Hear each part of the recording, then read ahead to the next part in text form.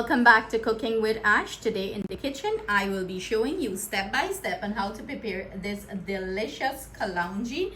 Well, it's kalonji with a little bit of twist to it. It's so flavorful and pack a delicious punch. You're going to enjoy this recipe. If you would like to see how to prepare this, stick around and let's get cooking. So, hubby love kalonji. It's one of his favorite, but since he, get the seafood allergy, I usually make it with meat, and I realize I never shared the recipe here with you. So I'm gonna show you how to make this kalonji with a chicken.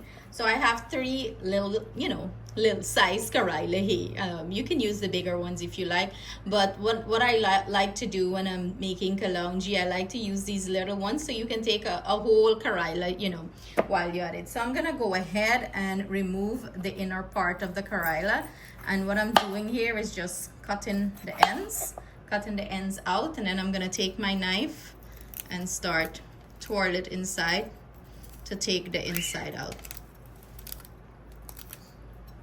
So I'm gonna get a wooden spoon and push it all the way through. You can slit the karilla belly too if you like, but this way I feel like the filling stays in better rather than the slitting the karilla. So you're gonna proceed to clean the whole inside out. Gotta keep going at it until you get all of this out.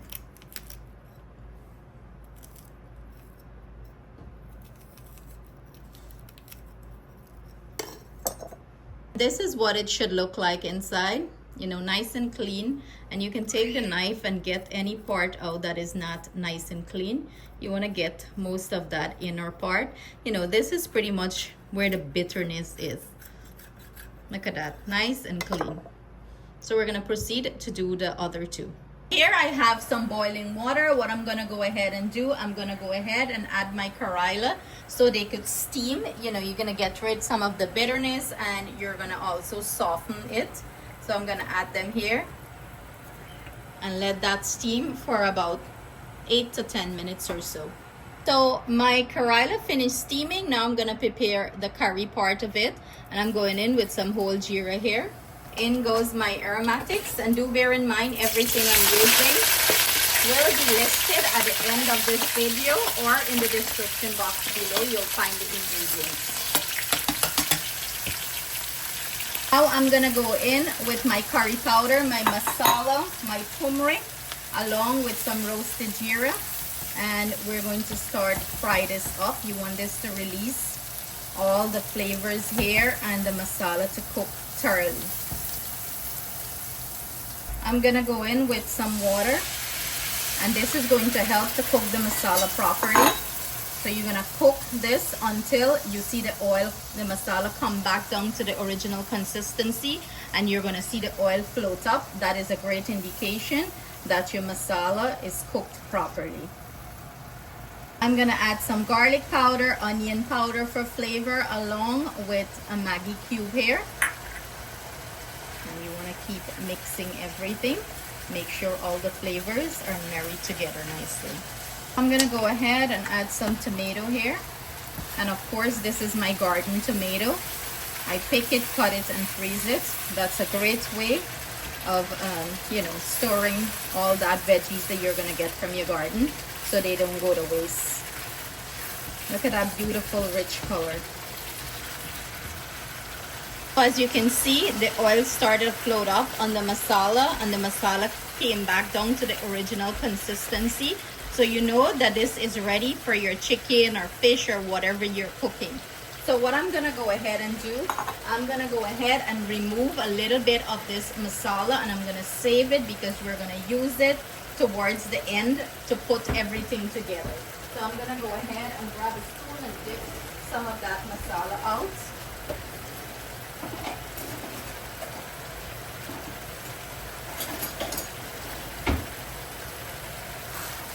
I'm gonna dip some out and put it in my bowl and set it aside.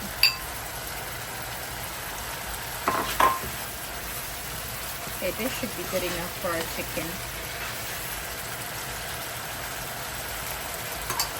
So what I'm gonna go ahead and do is add my chicken pieces here, And this is chicken thigh I am using. I went ahead and cut it up very thin and small pieces, because remember we have to stuff the karilla with this.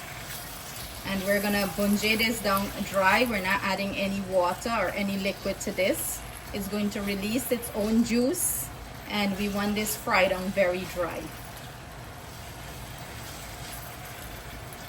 So this is what our chicken is looking like. As you can see, it completely dried down.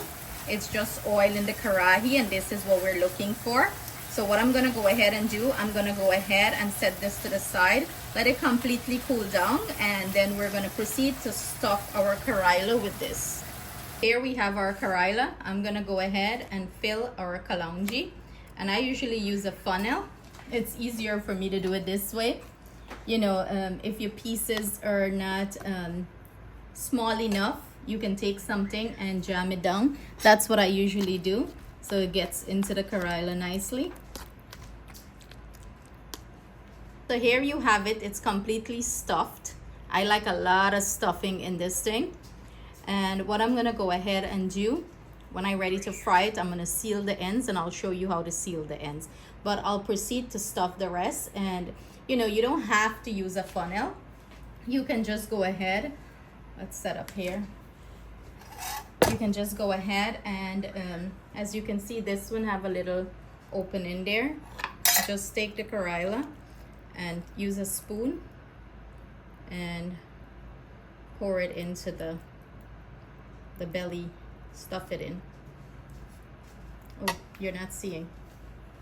So I was saying, you do not have to use the funnel. You can just, you know, take the karilla and take a small spoon, and as you can see, this one is open a little bit here.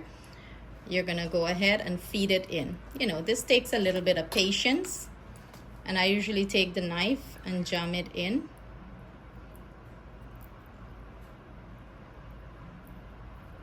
And you're gonna keep repeating the process. Put it in and jam it in. Because this is chicken pieces, you know, it's a little bigger. You can also go ahead and grind the chicken if you would like. Grind it up. But I like the chicken, the chunkiness in the chicken. So we're gonna keep doing that, and as you can see, it's going in nicely. And you wanna make sure you stuff it, you know, good. So I'm just using a knife to just poke everything down there. And you keep repeating the process until you finish up all your karilla. And this is tasting delicious as it is. The meat is so flavorful. This is nicely filled. Look at that. All the way. It's nicely filled. Keep putting filling. Here I have some flour. I'm gonna go ahead and make a flour paste. I'm gonna add a little bit of water, a thick flour paste, and this is what I'm gonna use to seal the end. So when I'm frying the kalonji, you know, the filling doesn't run out in the oil. I hate when that happens. So this is one way of doing it. You make a flour paste and you seal the end, or you take a thread and you, you know, close up the end. Some people use toothpick. Whatever is easier for you, to your preference, go ahead and do it. For me, this is the easier way of doing it. To seal the ends, what I'm just gonna go ahead and do, take the karilla and just like that, roll it in the flour paste. And then we're gonna drop it into our oil that is there. Seal it up nicely. And then we're gonna fry it up.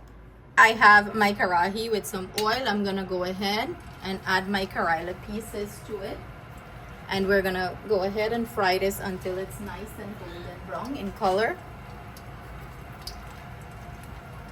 You want to go ahead and rotate this throughout the cooking process until you achieve that beautiful, nice golden brown color. Then we're gonna proceed to the next step. So you keep rotating it, you know, throughout the process. While our karilla is frying, I'm using the same pan that I had the meat in. I'm gonna go ahead and add back my curry paste that I took out initially. I'm gonna add it back to the pan because we're going to go ahead and add our karilla back here. and let it simmer in this nice curry sauce a little bit. Remember, this already bungee. You don't have to bungee it further. You're just dropping a little bit of water to make that curry paste. You can also add coconut milk if you like here, but you know, we're just going to do the water. And you're going to simmer the karilla, the kalonji, when it's finished cooking, frying in this, and it's going to get that rich deliciousness. Now that our kalonji achieve a nice beautiful golden brown color, I'm going to go ahead and add it to our curry sauce here and let it simmer down nicely. You want this to dry down nicely. You want it to pick up that delicious flavor. That's all you need there. Rotate it so you know it's cooked evenly on all the sides. If your flour paste come out, it's okay now because the filling is already in there. You can take out the flour paste if you would like. You see piece come out, so I'm just going to take that out. But you know, you can leave it.